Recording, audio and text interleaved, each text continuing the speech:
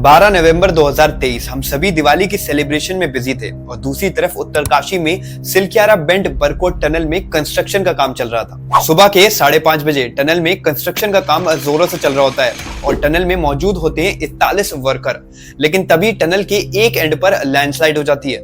इस लैंडस्लाइड की वजह से टनल का एक एंड बंद हो जाता है, जहां से काम करने के बाद मजदूरों को बाहर निकलना था। इस टनल का दूसरा एंड ऑलरेडी बंद होता है और बीच में फंस जाते हैं 41 मजदूर।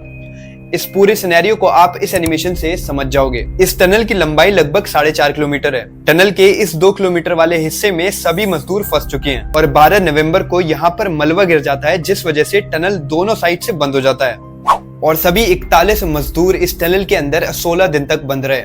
सभी मजदूरों ने 16 दिन तक आसमान तक नहीं देखा। लेकिन आखिर ये सभी मजदूर जिंदा कैसे बचे? कैसे इन वर्कर्स को रेस्क्यू करा गया? आखिर क्यों ये टनल कोलैप्स करा और इन्वेस्टिगेशन करने पर इसका क्या सॉल्यूशन निकाला? इन सभी के बारे में हम बात करेंगे इस वीडियो में।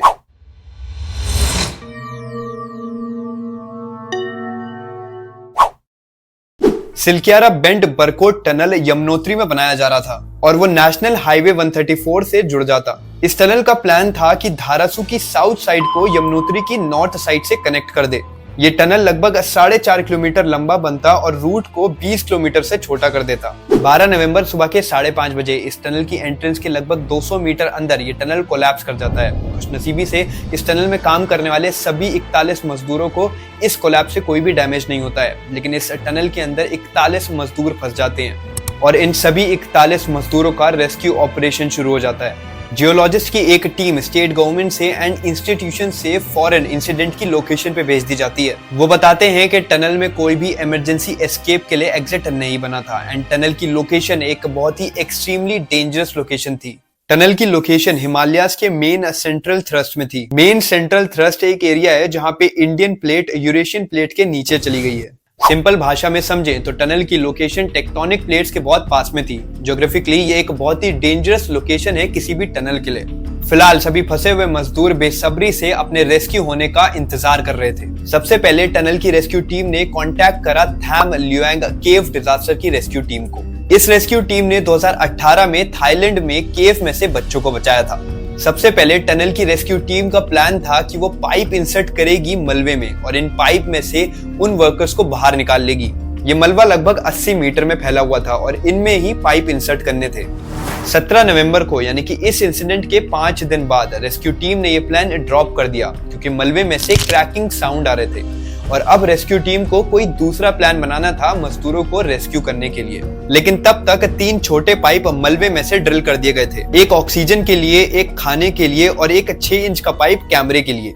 19 नवंबर को 1.15 किलोमीटर का एक रोड बनाया जाता है टनल के ऊपर ताकि ड्रिलिंग ऊपर से स्टार्ट हो जाए। अब ड्रिलिंग वर्टिकली स्टार्ट हो चुकी थी। 23 नवंबर तक 75% ड्रिलिंग कंप्लीट हो चुकी थी, लेकिन एक और मुश्किल आती है 25 नवंबर को, जब टनल बोरिंग मशीन जिससे ये ड्रिलिंग कंप्लीट हो रही थी वो टूट जाती है और मलबे में ही फंस जाती है। इस मशीन ने 47 मीटर्स तो ड्रिल कर दिया था, लेकिन अभी भी 11 मीटर ड्रिल करना बाकी था। ऐसे में रेस्क्यू टीम डिसाइड करती है कि वो एक और मशीन के आने का वेट नहीं करके मैन्युअली ही हथौड़े और शेनी से बाकी का डिस्टेंस ड्रिल कर देगी। इस रेस्क्यू टीम के साथ Australian tunnelling expert Arnold Dix भी लगातार रेस्क्यू टीम की मदद कर रहे थे। एंड फाइनली 28 नवंबर को रैट होल माइनर्स यानी कि वो लोग जो रैट होल माइनिंग करते हैं। रैट होल माइनिंग होती है जिसमें छोटे रास्ते बनाए जाते हैं माइनिंग के लिए और इसमें घुसकर लोग माइनिंग करते हैं। रैट होल माइनर्स मैन्युअली ही पाइप को फंसे हुए वर्कर्स तक पहुंचाते हैं। वर्कर्स का एक एक करके पाइप में से निकलने का प्रोसेस शुरू हो जाता है।